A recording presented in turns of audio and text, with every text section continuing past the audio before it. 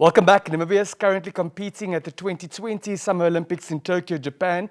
The Games were originally slated to take place from July the 24th to August the 9th, 2020, but were postponed to July the 23rd to August the 8th, 2021 due to the COVID-19 pandemic. It is the country's 8th consecutive appearance at the Summer Olympics. Executive Director in the Ministry of Sport, Youth and National Service, Dr. Audrey Mate is now joining us to let us know how our participants are faring. Good morning, Doc, and welcome to Good Morning Namibia. Good morning, Denver. Thank you very much.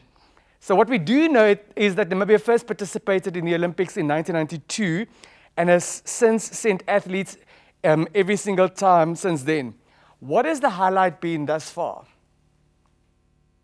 I think the mere participation at the Olympics itself a highlight.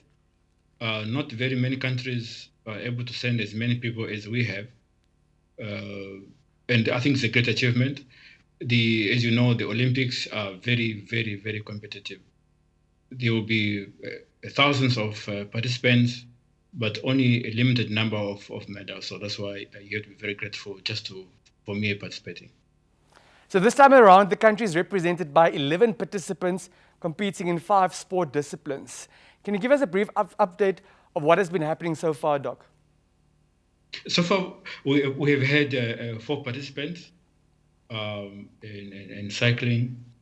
They've been unfortunately eliminated, yesterday being the last one.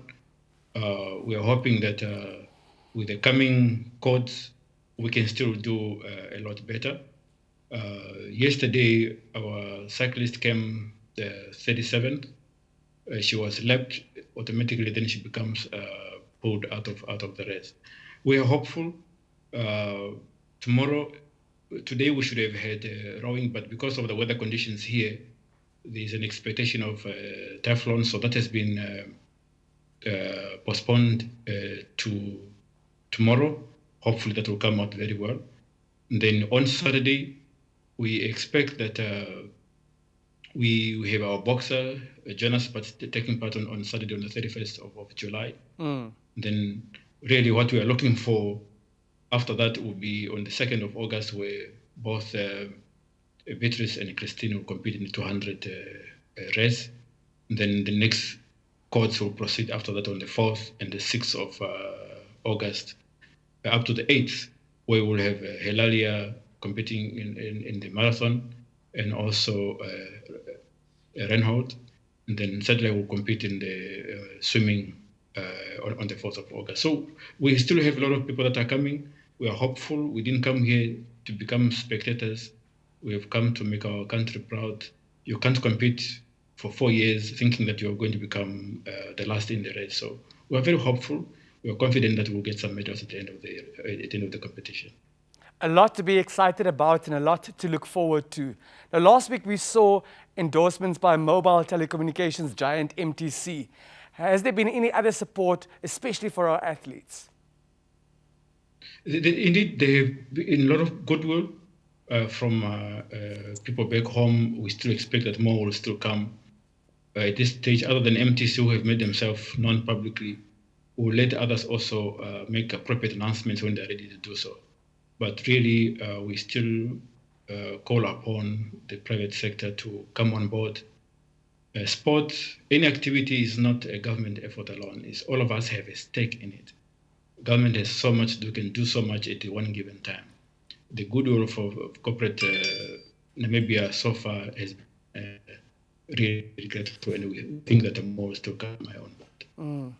Now, Doc, the local and international sports scene has evolved over the last number of years. What can Namibians learn from international exposure? The participation at this international fora gives us a lot of exposure. They come to meet with the top of the class in the world here. They get to mingle, they get to chat, they get to see how things are done, what are the best practices in terms of sports management. That has been the best experience for them. As you may be aware by now, they live together in an Olympic village. So you get to see who is who of Olympics in the world. And I think for us, this is a good experience to take home so that when we engage with the younger ones, then we know there's more to share.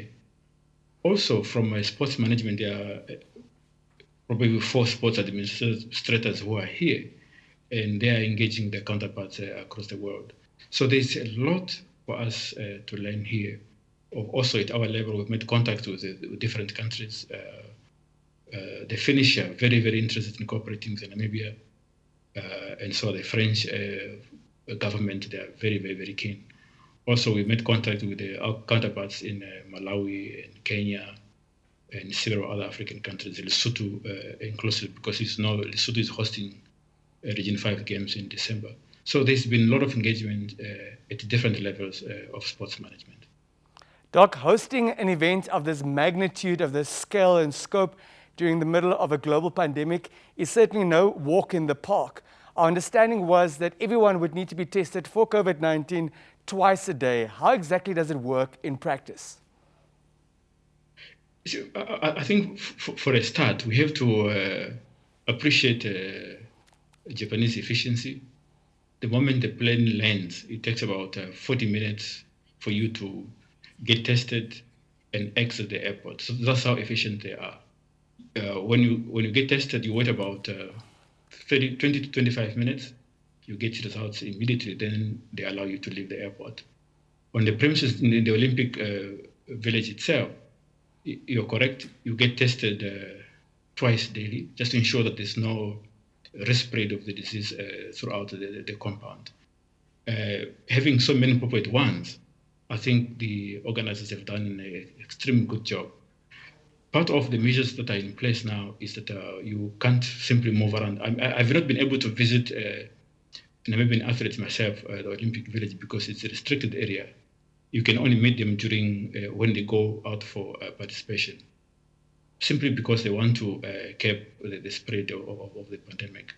Also, even when you're in a hotel, you only leave to go to where the events are actually taking place. So I think we're grateful for that. I'm sure no one is complaining that we don't get time to go and see things because we didn't come for shopping. We really come to support our athletes who are representing our country. And we're grateful that they're doing wonderful so far in representing all of us who can't be here.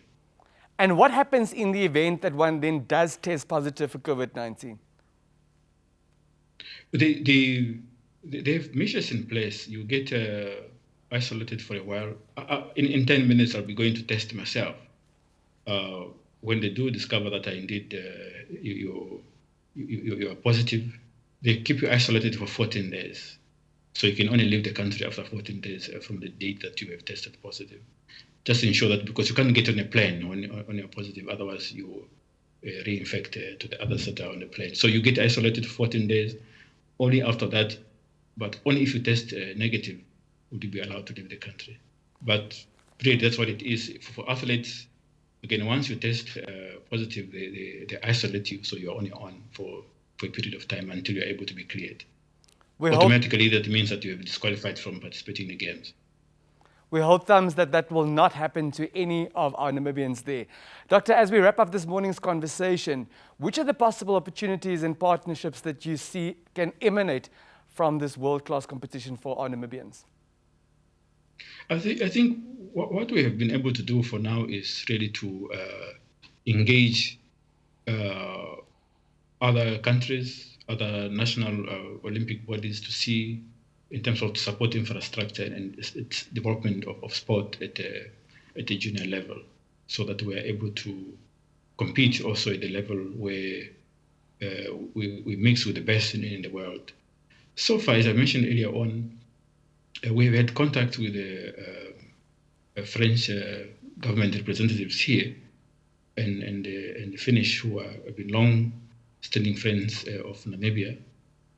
They are exploring that. I will not be able to give you the report on the media, but I think it's just prudent that I brief my political principles in terms of what we've been able to do here, so that those discussions then they can take place at a bilateral level. If it becomes necessary, then we can feed back the rest of the country from there. Thank you very much, Doc. I hope you and the team bring back the gold. Thank you. We will certainly bring medals. There's no doubt about that. Thank you very much. Thank That you. was Dr. Audrey Mata, Executive Director in the Ministry of Sport, Youth and National Service, talking to us all the way from Tokyo in Japan. We'll be back after a brief break.